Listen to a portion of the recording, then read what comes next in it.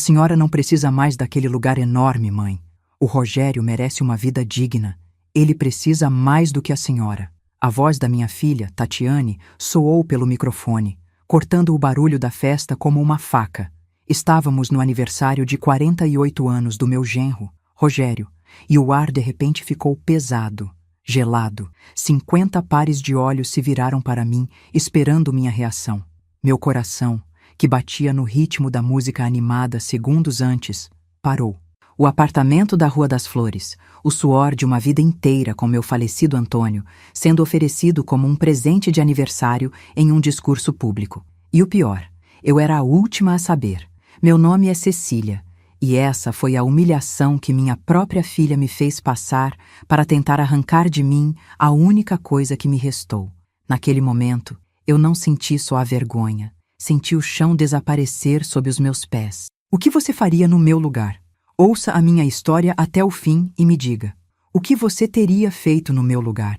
Me diga também de qual cidade você está me ouvindo. Preciso saber que não estou sozinha nisso. Se você quiser ouvir mais histórias como esta, se inscreva no canal.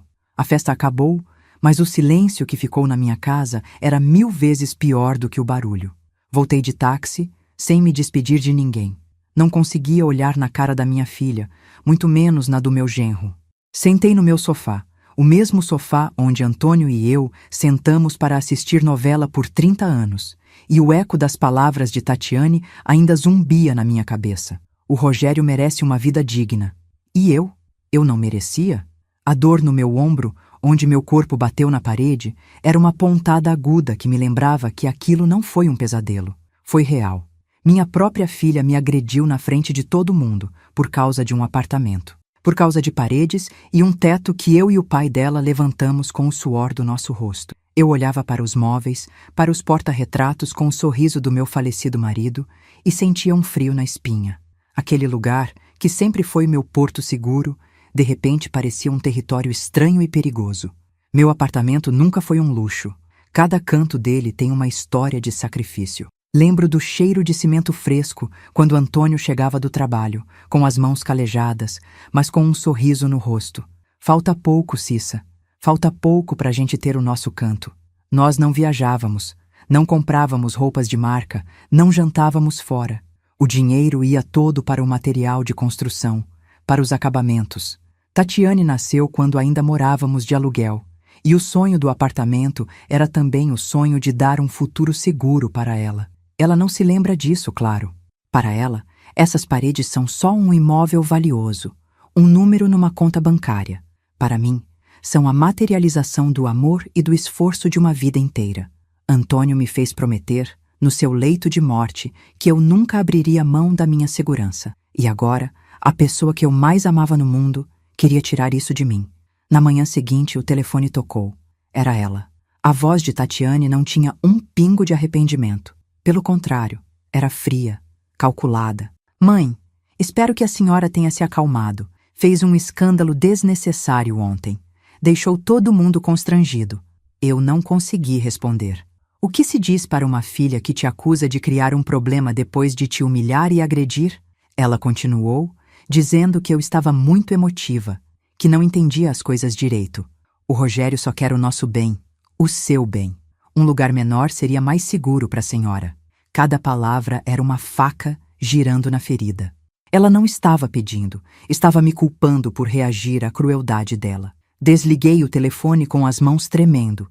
Não era só ganância. Havia algo mais ali, uma frieza que eu nunca tinha visto nos olhos dela. Comecei a andar pela casa, me sentindo uma intrusa. Será que eu estava mesmo exagerando? Será que a velhice estava me deixando confusa? Paranoica? A voz de Rogério ecoava na minha mente, sempre sutil, sempre plantando a semente da dúvida. A mamãe está esquecida de novo. Ele dizia para Tatiane na minha frente, como se eu não estivesse ouvindo. Sogra, a senhora tem certeza que guardou o dinheiro nesse lugar?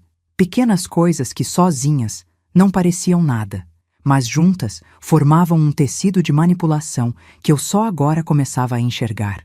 Eles não queriam só o meu apartamento. Eles queriam me convencer de que eu não era mais capaz de cuidar de mim mesma, de que eu precisava deles para tomar qualquer decisão.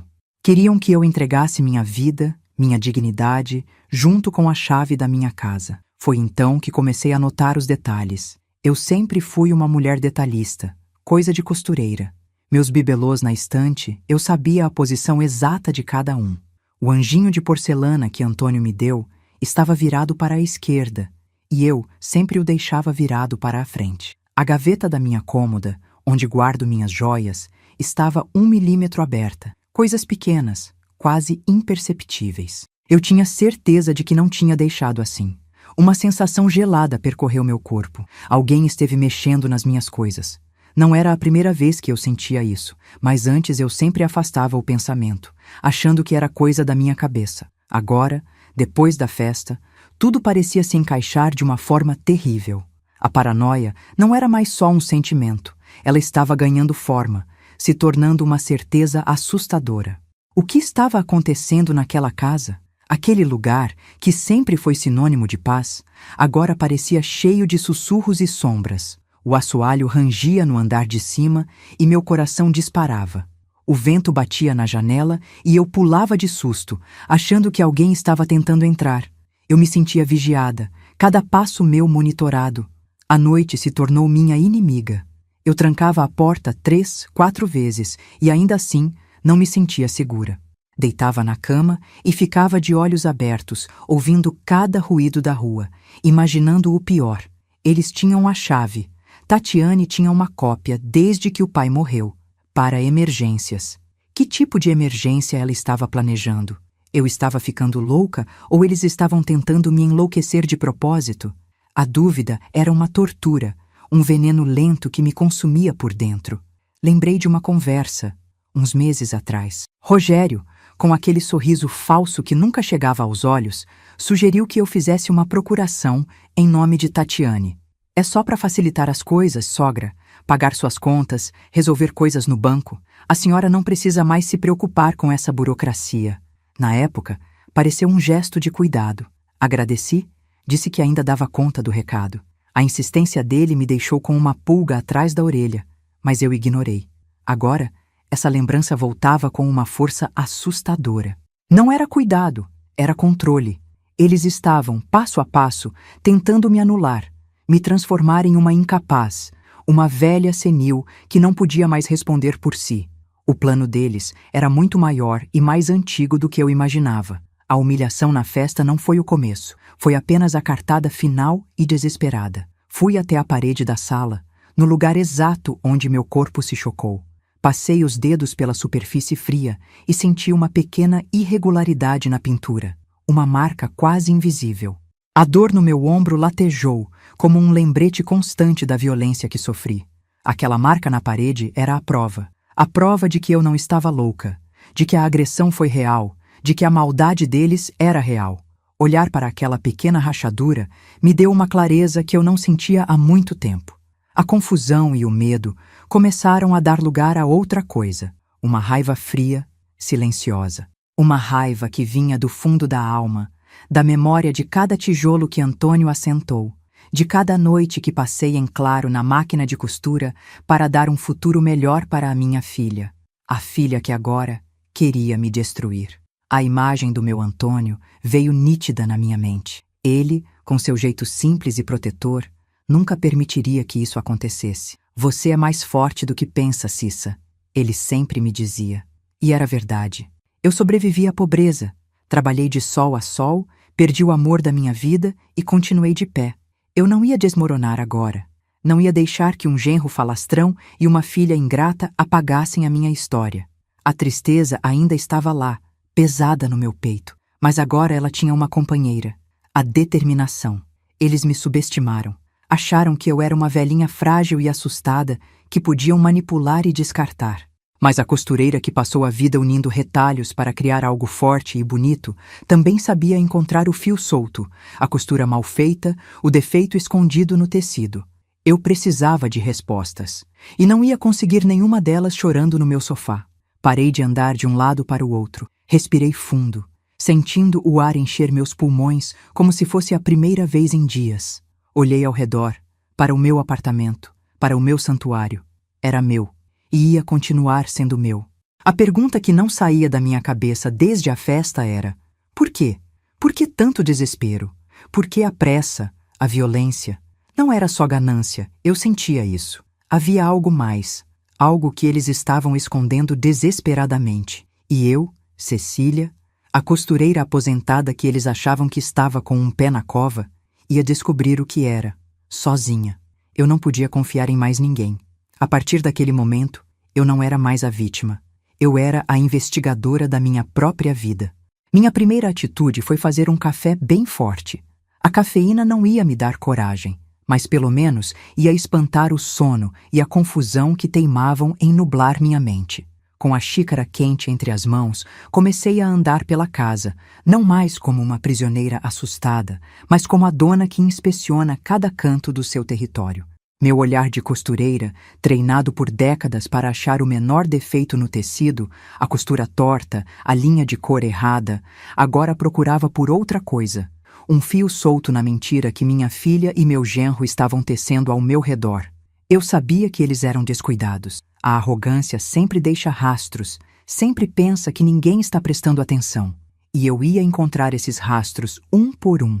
A casa, que horas antes me assustava, agora era o meu tabuleiro de xadrez, e eu precisava aprender a jogar, e rápido, antes que eles me dessem o cheque-mate. Voltei para a parede da sala, para a marca da agressão. A pequena rachadura na pintura era como uma cicatriz, um lembrete físico da traição. Fiquei de joelhos, o que não é fácil na minha idade, e passei os dedos pelo rodapé, logo abaixo da marca. Senti algo diferente. Estava um pouco frouxo, quase imperceptível para quem não estivesse procurando. Forcei com a unha. Ele cedeu 1 milímetro. Meu coração deu um pulo. Antônio, meu marido, era um pedreiro caprichoso. Ele nunca deixaria um rodapé solto. Aquilo não era um defeito da construção. Aquilo tinha sido mexido, e recentemente. Um arrepio percorreu minha espinha. Não era paranoia. Havia algo errado ali, bem debaixo do meu nariz, no exato lugar onde a violência deles me atingiu. Era como se a própria casa estivesse tentando me contar um segredo. Corri para a minha caixa de costura, o lugar onde guardo minhas ferramentas de trabalho e de vida. Peguei uma espátula fina, daquelas que a gente usa para desmanchar costuras difíceis. Com o coração batendo na garganta, voltei para a sala e, com todo o cuidado para não fazer barulho, enfiei a ponta da espátula na fresta do rodapé.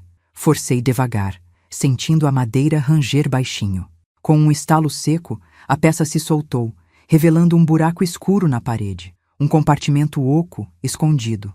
Lá dentro, envolto em um plástico para proteger da umidade, havia uma pasta de documentos. Minhas mãos tremiam tanto que quase não consegui pegá-la. Quem esconde documentos dentro de uma parede na casa de outra pessoa? A resposta era óbvia, mas a maldade por trás dela era tão grande que minha mente se recusava a aceitar. Sentei no chão, com a pasta no colo, e a abri. O cheiro de papel velho e guardado me invadiu. Eram documentos que não me pertenciam. Extratos bancários, avisos de cobrança, papéis com selos de cartório e, o pior de tudo, intimações judiciais. Tudo em nome de Rogério Sampaio, meu genro. Eu não entendia metade das palavras difíceis que estavam escritas ali. Execução de dívida, inadimplência, busca e apreensão. Mas eu entendia os números. Eram muitos, sempre seguidos de um sinal de menos, sempre na cor vermelha. Eram dívidas enormes, valores que eu levaria 10 vidas para juntar.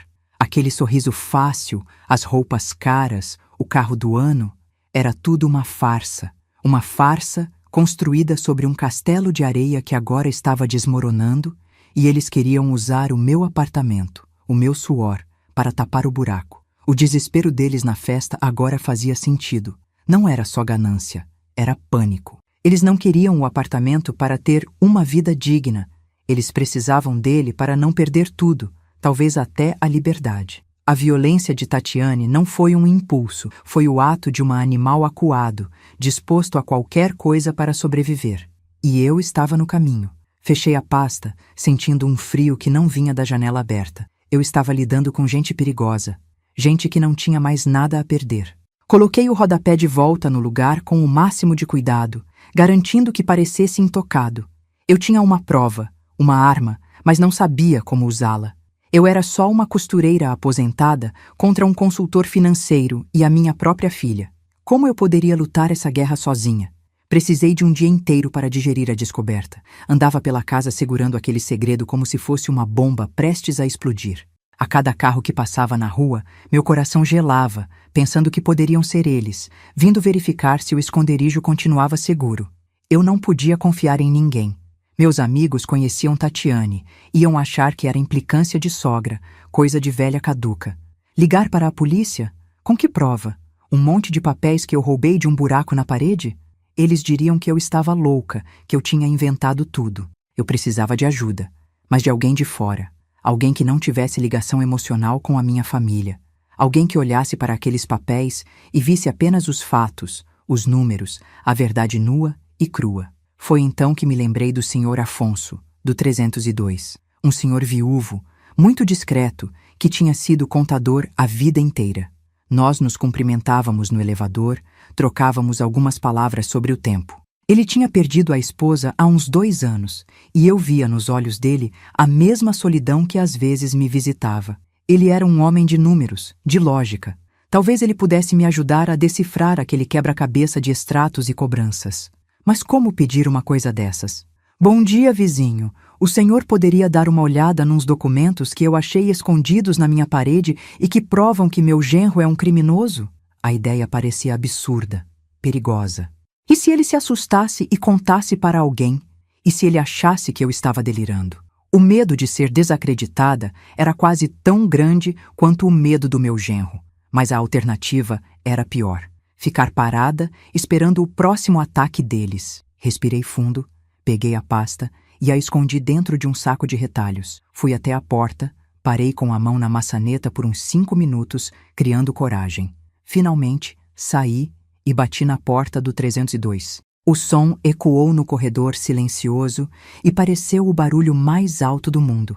Quando o Sr. Afonso abriu a porta, com seus óculos na ponta do nariz, eu quase desisti. Minha voz saiu trêmula. Sr. Afonso, me desculpe o incômodo. Eu preciso de um favor muito grande e estranho. Posso entrar? Ele me olhou por um instante, com uma expressão de surpresa, mas depois seus olhos se suavizaram.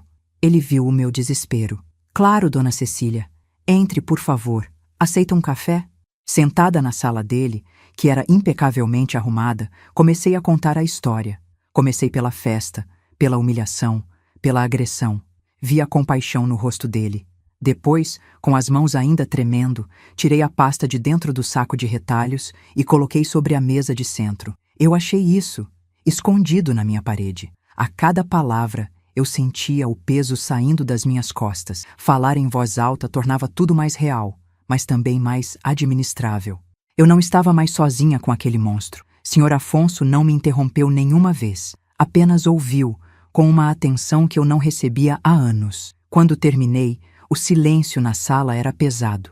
Ele pegou a pasta, colocou os óculos de leitura e começou a folhear os papéis um por um, com a paciência de um homem acostumado a desvendar segredos em colunas de números. Enquanto ele lia, eu só conseguia pensar no perigo em que estava me metendo. E se Rogério descobrisse que eu achei os documentos? E se ele viesse procurá-los? Tatiane tinha a chave do meu apartamento. Ela poderia entrar a qualquer momento. Um calafrio me subiu pela espinha. Eu não estava segura na minha própria casa. Olhei pela janela do apartamento do Sr. Afonso e vi o carro de Rogério, um sedã preto e caro, passando devagar pela nossa rua. Foi só uma coincidência? Ou ele estava me vigiando? Meu instinto gritava que não era coincidência. Eles estavam me monitorando, esperando o momento certo para dar o próximo passo. A sensação de estar sendo observada, que antes era uma suspeita, agora se tornou uma certeza aterrorizante. Eles estavam mais perto do que eu imaginava. Dona Cecília, a voz do Sr. Afonso me tirou do transe. Ele tinha tirado os óculos e me olhava com uma gravidade que fez meu estômago gelar. Isso aqui é muito pior do que a senhora imagina. Ele começou a me explicar, em palavras simples, o que aqueles documentos significavam. Não eram apenas dívidas de cartão de crédito ou de financiamento. Rogério estava envolvido em esquemas de investimento de alto risco, coisas que o Sr. Afonso chamou de pirâmides financeiras. Ele tinha perdido não só o dinheiro dele, mas o de outras pessoas. Havia acusações de estelionato. As dívidas não eram com bancos, eram com agiotas. Pessoas perigosas que não mandam intimação judicial antes de cobrar o que é delas. A ficha caiu com o peso de uma bigorna. O valor total da dívida, somando tudo, chegava a quase 2 milhões de reais. O valor exato do meu apartamento. Não era uma coincidência. Era um plano. Eles não queriam o imóvel para um recomeço. Eles precisavam dele para pagar criminosos e salvar a própria pele. A vida digna que Tatiane mencionou na festa não era para eles. Era para os credores do marido dela. Minha filha estava disposta a me jogar na rua, a me deixar sem nada, a me agredir na frente de todos, não por ambição, mas para acobertar os crimes do homem com quem se casou. A dor da traição era tão profunda que por um momento me faltou o ar. Aquela não era mais a minha menina. Seu genro não é só um homem endividado, Dona Cecília. Ele é um criminoso acuado, e um homem acuado é capaz de qualquer coisa, disse o Sr. Afonso com a voz firme. A senhora está em perigo. Essa gente não brinca em serviço. Pela primeira vez, senti medo de verdade. Não o medo de ficar sozinha ou de perder minha casa, mas o medo físico, o medo pela minha vida. O que aconteceria se eles soubessem que eu descobri tudo? O empurrão na festa poderia ser só o começo. Eu olhei para o meu vizinho, aquele homem quase estranho, e vi nele a única pessoa em quem eu podia confiar. Ele não me olhava com pena, mas com respeito. Ele acreditou em mim. A partir daquele momento, o jogo mudou. Não se tratava mais de proteger meu patrimônio, mas de proteger a minha vida. A tristeza deu lugar a uma determinação fria como aço. Eu não ia fugir. Eu não ia me esconder. Eu ia lutar. Antônio não tinha trabalhado a vida inteira para que a segurança dele e a minha fossem usadas para pagar dívidas de bandido. O que nós vamos fazer? Perguntei ao Sr. Afonso, e a palavra nós saiu com uma força que me surpreendeu. Não era mais eu sozinha. Ele me olhou, ajeitou os óculos e disse: nós vamos pegar um peixe muito maior do que ele imagina. Nós vamos usar a arrogância dele contra ele mesmo. Nós vamos preparar uma armadilha, Dona Cecília, e ele vai cair nela como um patinho. Passamos as 2 horas seguintes traçando um plano. Cada detalhe foi pensado, cada possibilidade considerada. Senhor Afonso, com sua mente lógica de contador, antecipava os movimentos deles, enquanto eu, com meu conhecimento sobre a personalidade de Tatiane e Rogério, sabia exatamente quais iscas usar. A ideia era simples e arriscada. Eu ligaria para a minha filha, fingindo estar completamente derrotada. Choraria, pediria desculpas pelo escândalo na festa e diria que pensei melhor. Diria que aceito doar o apartamento para eles. O desespero deles faria com que acreditassem sem pestanejar. A ganância cega as pessoas e a deles era gigantesca.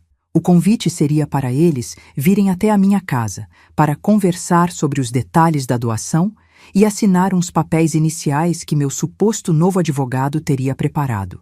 Obviamente, não haveria advogado nenhum. Mas haveria outra coisa, algo que eles nunca esperariam de uma velhinha frágil e confusa. Sr. Afonso tinha um pequeno gravador de voz, desses que jornalistas usam. Era discreto, fácil de esconder. A minha missão seria conduzir a conversa, fazer as perguntas certas, levá-los a confessar tudo, a dívida, os agiotas, o plano para tomar meu apartamento, a manipulação. A confissão seria a nossa prova definitiva, a bala de prata que acabaria com aquela guerra. Enquanto o Sr. Afonso me explicava como usar o gravador, um pequeno aparelho prateado, eu senti uma mistura de medo e poder. Eu estava prestes a enganar a minha própria filha, a armar uma cilada para o meu genro. A costureira, que passou a vida unindo tecidos, agora ia tecer uma rede para capturar 2 predadores. Era terrível, mas necessário. Minha segurança e minha dignidade dependiam do sucesso daquele plano. Não havia mais volta.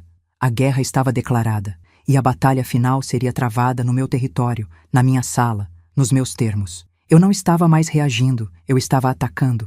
O senhor Afonso fez cópias de todos os documentos e guardou os originais em um cofre no escritório de um amigo de confiança. A pasta que eu devolveria ao buraco na parede conteria apenas as cópias. Assim, a prova estaria segura, acontecesse o que acontecesse comigo. Esse detalhe, essa precaução, me deu uma tranquilidade imensa. Ele estava pensando em tudo.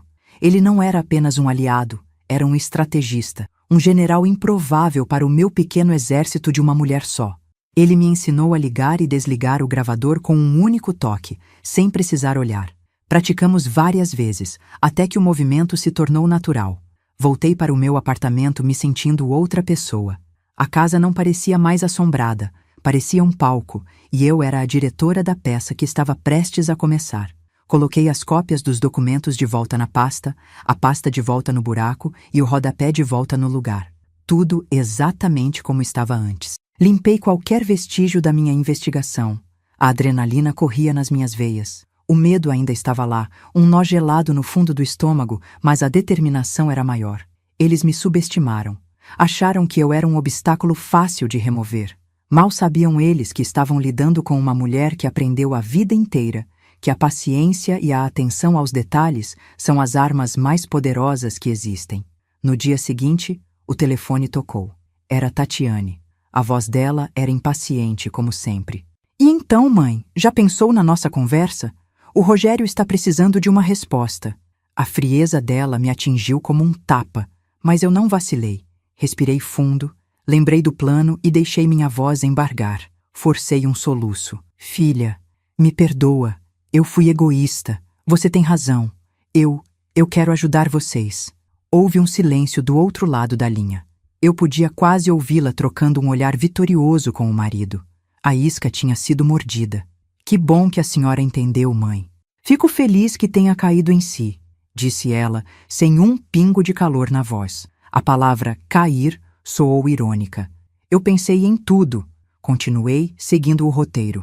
Mas preciso que vocês venham aqui. Tem uns papéis, umas coisas que a gente precisa assinar antes de ir ao cartório. Coisa rápida. Ela hesitou por um segundo. Papéis? Que papéis? Coisa do advogado, filha. Para adiantar tudo. Ele disse que é melhor assim. A menção de um advogado pareceu tranquilizá-la. A burocracia era a linguagem deles. Tudo bem, estaremos aí amanhã à noite, ela respondeu. E eu senti o sorriso presunçoso em sua voz. Desliguei o telefone e minhas pernas fraquejaram.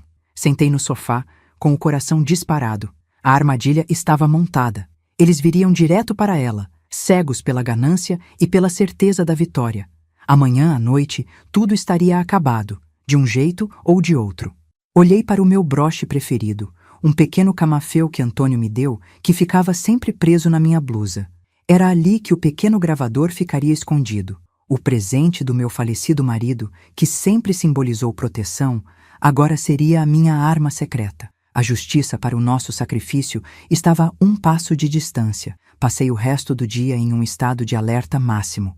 Cada sombra parecia uma ameaça, cada barulho um aviso. Limpei a casa, preparei um café, agi como se estivesse me preparando para uma visita normal. Mas por dentro, eu estava me preparando para a guerra. Repassei o plano com o Sr. Afonso mais uma vez pelo interfone. Ele estaria de sobreaviso. Se eu não ligasse para ele até às 10 da noite, ele saberia que algo deu errado e deveria chamar a polícia. Ter essa rede de segurança me deu a força que eu precisava para encarar o que estava por vir. A noite caiu lentamente, cada minuto se arrastando. Eu não consegui comer, apenas esperei. Olhei para a foto de Antônio na estante. Seu sorriso parecia me encorajar. Você é mais forte do que pensa, Cissa. Sua voz ecoou na minha memória. Sim, eu era. Eu era filha de lavradores. Eu era uma costureira que transformava retalhos em colchas. Eu era uma sobrevivente. E eu não ia deixar que a história da minha vida, costurada com tanto sacrifício, fosse desfeita por eles. A campainha tocou, pontualmente às 8 horas. Respirei fundo, apertei o pequeno botão do gravador escondido no meu peito e caminhei para abrir a porta. O espetáculo ia começar. Eles chegaram com sorrisos que não alcançavam os olhos. Rogério trazia nos lábios aquele ar de predador que já conquistou a presa. E Tatiane me olhava com a impaciência de quem cobra uma dívida antiga. Abri a porta e o cheiro do perfume caro dela invadiu minha casa. Um aroma estranho, que não combinava com meus móveis e minhas memórias. Meu coração não batia de medo, mas como um tambor de guerra, marcando o ritmo do ato final. Eles entraram, olhando ao redor como se já fossem os donos, medindo os espaços, planejando as reformas. Eu os convidei a sentar no meu sofá, o mesmo sofá onde o pai dela e eu sonhamos com o futuro dela. O cinismo da situação era tão grande que quase me fez rir. Eles não faziam ideia de que estavam entrando em uma teia que eu mesma teci, com a paciência de uma costureira arrematando sua obra-prima. Ofereci café, como uma anfitriã normal faria.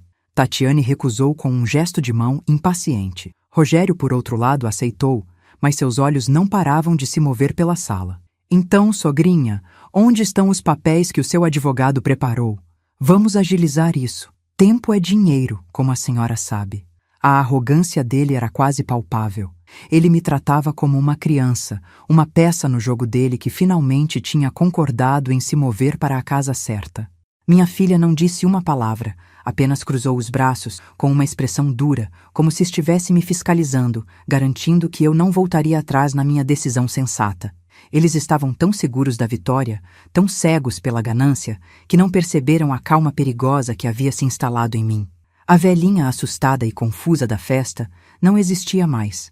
Respirei fundo, a mão tocando discretamente o camafeu no meu peito, onde o pequeno gravador piscava uma luz minúscula e invisível para eles. Calma, minha filha. Calma, Rogério. Antes de assinar qualquer coisa, eu preciso entender. Comecei, usando o tom mais frágil e cansado que consegui. Eu sou uma mulher velha, não entendo de negócios. Vocês precisam me explicar. Por que tanta pressa? Por que essa necessidade de ter o apartamento agora? Eu precisava que eles falassem. Precisava que a confissão saísse da boca deles, com todas as letras, com todos os detalhes sórdidos. A isca estava na água, e eu só precisava esperar que eles mordessem. O silêncio que se seguiu foi breve, mas pesado. Eles se entreolharam, uma comunicação silenciosa entre cúmplices, decidindo qual versão da mentira me contariam.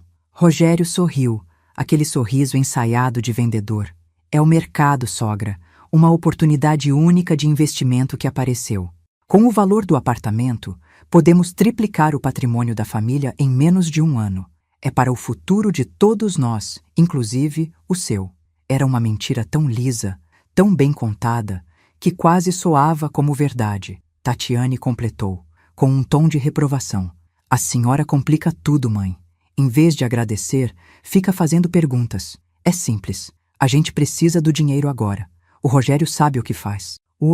Eles ainda achavam que estavam no controle, que podiam me manipular com promessas vagas e repreensões. Eles não sabiam que cada palavra que diziam estava sendo costurada no tecido da sua própria condenação. Eu olhava para a minha filha e não via mais a menina que criei, mas uma estranha, uma cúmplice fria de um crime. Insisti, mantendo a voz trêmula. Mas na festa, Tatiane, você disse que o Rogério merecia uma vida digna, que ele precisava mais do que eu. Isso não parece um investimento, filha. Parece desespero. Vocês estão com algum problema? Um problema sério? Joguei a palavra desespero no ar e observei a reação deles. Foi como jogar uma pedra em um lago de águas paradas. Um tique nervoso apareceu no olho de Rogério. Tatiane descruzou os braços, a postura defensiva se desfazendo por um segundo, revelando a rachadura na sua armadura. Não seja dramática, mãe. Problemas todo mundo tem. Estamos resolvendo, ela respondeu, mas a voz dela falhou por uma fração de segundo. A verdade estava ali, arranhando a superfície, querendo sair. Eles estavam começando a ficar irritados com a minha insistência, e a irritação os tornaria descuidados. Um apartamento de 2 milhões de reais, eu disse, como se estivesse pensando alto, citando o valor exato que o Sr. Afonso tinha me dito que eles deviam. É muito dinheiro. É dinheiro que resolve um problema muito grande, não é mesmo? O número, dito de forma tão específica, os pegou de surpresa. Vi os olhos de Rogério se arregalarem por um instante antes que ele conseguisse disfarçar. A ganância e o ego dele eram maiores que a prudência. Ele achou que eu estava impressionada, que finalmente tinha entendido a escala do negócio dele. E então, ele cometeu o erro que eu esperava. Ele começou a se gabar, a tentar justificar por que precisava daquela quantia, e ao fazer isso, começou a confessar. Não são problemas, sogra, são negócios de gente grande, ele disse inflando o peito. Eu lido com investidores pesados, gente que não gosta de esperar. Houve um revés no mercado, um movimento inesperado. Preciso cobrir uma posição, entende? É uma dívida, sim, Mas é uma dívida de negócio. Com o seu apartamento, eu zero tudo e ainda saio com um lucro enorme. A senhora não entende desse mundo, mas acredite, é assim que os vencedores jogam. Ele estava admitindo a dívida, pintando a si mesmo como um tubarão do mercado financeiro, quando na verdade era um peixe pequeno sendo caçado por predadores muito maiores. E Tatiane, ao lado, balançava a cabeça, concordando como se o marido fosse um gênio incompreendido. A porta da confissão estava aberta e eu só precisava de um empurrão final. Olhei para minha filha com a maior mágoa que consegui fingir. E você, Tatiane? Você concorda com isso? Em me deixar sem nada por causa de um negócio de gente grande? Foi o que bastou. A culpa, o medo, a pressão de anos, tudo veio à tona na voz dela. A senhora não entende, mãe. Ela explodiu, levantando-se do sofá. Não é um negócio, é a nossa vida. Essa gente não é banco. Eles não mandam cartinha de cobrança. Eles ameaçaram o Rogério, me ameaçaram. Você acha que eu queria fazer aquilo na festa? Eu fui obrigada. Nós estamos no fundo do poço e a senhora, com esse seu apartamento, era a nossa única saída. A única. Pronto, estava tudo ali. A dívida, os agiotas, as ameaças, a coação, o plano. A confissão completa, gravada em um pequeno dispositivo escondido no meu peito. A tristeza que eu senti ao ouvir aquilo da boca da minha própria filha foi real. Uma pontada aguda no coração. Mas ela foi rapidamente substituída por uma frieza cortante. O tempo de ser vítima tinha acabado. Levantei-me também e, pela primeira vez naquela noite, olhei para ele sem medo, sem fragilidade. Minha voz saiu firme, clara, sem nenhum tremor. Então, a vida digna que você mencionou não era para vocês. Era para os seus agiotas. Vocês queriam me jogar na rua para pagar bandidos. A sala ficou em silêncio por um segundo. Um silêncio pesado, mortal. A mudança no meu tom, na minha postura, os desarmou completamente. Eles me olharam como se estivessem vendo um fantasma. A confusão em seus rostos deu lugar ao pânico quando perceberam que algo estava terrivelmente errado. Do que você está falando, sua velha louca? Rogério rosnou, dando um passo na minha direção. O verniz de genro educado tinha desaparecido, revelando o criminoso acuado por baixo. Tatiane ficou pálida como cera, a boca aberta, sem conseguir formar uma palavra. O jogo tinha virado de uma forma que eles nunca poderiam ter imaginado. Eu estou falando dos papéis. Eu disse calmamente, cada palavra caindo como uma pedra. Os papéis de cobrança, as intimações, a prova dos seus crimes, os papéis que você escondeu dentro da minha parede, Rogério. Atrás do rodapé, bem no lugar onde a minha filha me empurrou. A reação foi instantânea e violenta. Rogério, como um animal encurralado, não olhou para mim. Seus olhos dispararam para o local exato na parede, o esconderijo secreto dele. Aquele simples olhar foi a confirmação final de tudo. Ele sabia que eu sabia. Tatiane soltou um gemido de puro terror, um som que ficará para sempre na minha memória. O quê? Como? Ela gaguejou, olhando da parede para mim, o horror da descoberta estampado em seu rosto. O que você fez, sua velha desgraçada? Rogério gritou, a face transfigurada pelo ódio e pelo pânico. Ele correu até a parede e arrancou o rodapé com as próprias mãos, enfiando os dedos no buraco. Quando puxou a pasta e a abriu, vendo os papéis que ele achava que estavam seguros, seu rosto se contorceu em uma máscara de fúria. Ele percebeu que eu tinha estado lá, que seu segredo mais sujo estava exposto. Ele se virou para mim, os olhos vermelhos de raiva, e eu soube que ele era capaz de qualquer coisa naquele momento. Ele avançou na minha direção, as mãos em garra, e por um instante o medo voltou. Mas eu não estava mais sozinha. No exato momento em que ele deu o segundo passo, um som começou a cortar o silêncio da noite. Um som baixo a princípio, mas que crescia rapidamente, inconfundível. Sirenes, várias delas, se aproximando da nossa rua, parando em frente ao nosso prédio. Rogério congelou no meio da sala, o rosto passando da raiva para a mais pura incredulidade. Tatiane desabou no sofá, cobrindo o rosto com as mãos, soluçando histericamente. Eles olharam para mim, a velhinha que eles subestimaram, e viram a arquiteta de sua ruína. Eu não precisei dizer nada. Apenas esperei, ouvindo os passos pesados subindo as escadas, as batidas fortes na minha porta. Quando a polícia entrou, Acompanhada pelo Sr. Afonso, que me lançou um olhar discreto de apoio, o circo acabou. Rogério tentou negar, gritar que era um engano, uma armação da velha esclerosada. Tatiane não conseguia nem falar. Foi então que, com a mão mais firme que já tive na vida, eu toquei no meu camafeu e o desprendi da minha blusa. Mostrei o pequeno gravador para o delegado. Está tudo aqui, senhor policial, eu disse com a voz clara e forte. Cada palavra da confissão deles, a dívida, as ameaças, o plano para roubar a minha casa, está tudo gravado. O rosto de Rogério se desfez. A arrogância, a raiva, tudo desapareceu, dando lugar ao desespero vazio de quem foi definitivamente derrotado. Tatiane, ao ver o marido sendo algemado, ergueu os olhos para mim, o rosto banhado em lágrimas. Havia súplica no olhar dela, um último apelo silencioso. Mas eu não desviei o meu. Mantive meu olhar firme no dela, enquanto os policiais a levantavam e a levavam também. Não havia perdão nos meus olhos. Não havia pena. Havia apenas a justiça de uma vida inteira de sacrifícios que eles tentaram transformar em pó. Quando a porta se fechou e o som das sirenes se afastou, o silêncio voltou para o meu apartamento.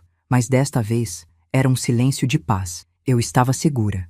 Eu estava em casa.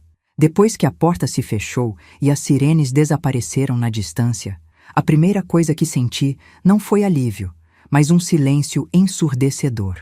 O meu apartamento, que por tantos meses pareceu um campo de batalha, estava finalmente quieto. Senhor Afonso, meu vizinho e agora meu anjo da guarda, colocou uma mão no meu ombro. Não precisei dizer nada. Ele entendeu. Foi até a minha cozinha, que ele mal conhecia, e voltou com uma xícara de chá de camomila, com as mãos firmes segurando o pires para que não derramasse. Eu aceitei. E o calor da porcelana nos meus dedos foi a primeira coisa real que senti depois do pesadelo. Naquele momento, sentada no meu sofá, com aquele homem bom e discreto ao meu lado, eu entendi que a guerra tinha acabado. Eu venci. Mas o preço foi a minha própria filha, o meu próprio sangue. Os dias seguintes foram um borrão de delegacia, depoimentos e advogados. O Dr. Mendes, um defensor público que o Sr. Afonso me ajudou a encontrar, era um homem sério e competente. Ele ouviu minha história com atenção e, quando entreguei a ele o gravador, seus olhos mostraram um respeito que há muito tempo eu não via. A gravação era a prova irrefutável. Não havia como negar. Ouvir a voz da minha filha e do meu genro confessando seus crimes com toda a frieza e desespero foi doloroso, mas necessário. Cada depoimento que eu dava era como tirar um peso das costas. Eu não estava mais sozinha com aquele segredo. A justiça, que antes parecia uma coisa distante e complicada, agora tinha um rosto, um processo, e estava trabalhando por mim, pela memória do meu Antônio e por cada tijolo daquela casa. Em casa, tive que encarar os fantasmas. Peguei um álbum de fotografias antigo, um que não abria há anos. Lá estava Tatiane, com seus 5 anos, de Maria Chiquinha, me abraçando no dia em que nos mudamos para o apartamento. O sorriso dela era puro, os olhos cheios de admiração por mim. Onde aquela menina se perdeu? Em que momento a ganância do mundo a engoliu de tal forma que ela foi capaz de empurrar a própria mãe contra uma parede por dinheiro? Chorei por horas, não pela mulher que foi presa, mas pela filha que eu perdi em algum ponto do caminho. Foi um luto diferente. O luto por alguém que ainda está vivo, mas que se tornou um estranho, um inimigo. Fechei o álbum e o guardei de volta no armário. Aquela Cecília, mãe daquela menina, precisava descansar.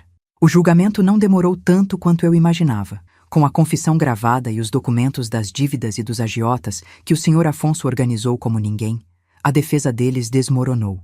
Rogério foi condenado a 8 anos de prisão por estelionato, extorsão e coação. Tatiane, por sua cumplicidade e participação no plano, pegou uma pena de 4 anos. Eu não fui ao tribunal no dia da sentença. Não precisava. A justiça não era um espetáculo para mim. Era uma necessidade para a minha paz. Quando o Dr. Mendes me ligou para dar a notícia, eu apenas agradeci. Desliguei o telefone e fui até a janela. Olhei para a Rua das Flores, para as árvores, para as pessoas passando. O mundo continuava o mesmo, mas dentro de mim, uma tempestade finalmente tinha se acalmado. Pela primeira vez em anos, abri todas as janelas do meu apartamento, deixando o ar fresco e o sol da manhã entrarem em cada canto. O cheiro de mofo e de medo foi substituído pelo cheiro da vida lá fora.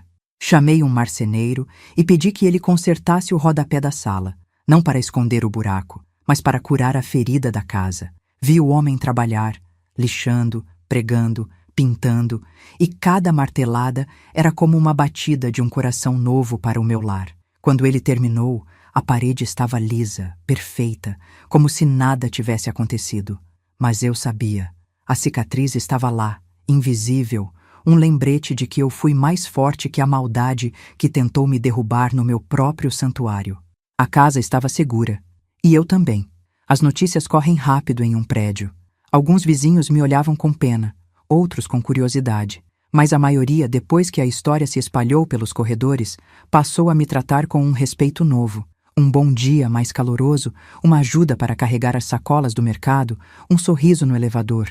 O Sr. Afonso se tornou um amigo constante. Tomávamos café juntos quase toda semana, às vezes na minha casa, às vezes na dele. Falávamos sobre o tempo, sobre as novelas, sobre a saudade dos nossos falecidos cônjuges. Ele nunca mais tocou no assunto de Tatiane e Rogério, a não ser que eu começasse.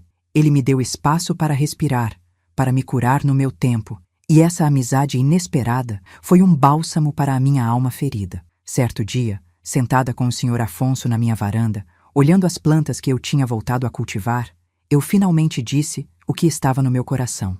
O senhor acreditou em mim quando nem eu mesma tinha certeza se estava ficando louca. Eu falei, com a voz embargada. O senhor não me viu como uma velhinha frágil, viu a força que nem eu lembrava que tinha. Ele apenas sorriu, um sorriso gentil, e respondeu: Eu não vi força, dona Cecília. Eu vi dignidade, e a dignidade não tem idade. A senhora só precisava de alguém para segurar a lanterna enquanto procurava o caminho de volta para a sua paz. Naquele momento, eu soube que, mesmo perdendo uma filha, eu tinha ganhado um amigo de verdade, um irmão que a vida me deu na velhice. Uma tarde, o carteiro me entregou uma carta com o carimbo do presídio feminino.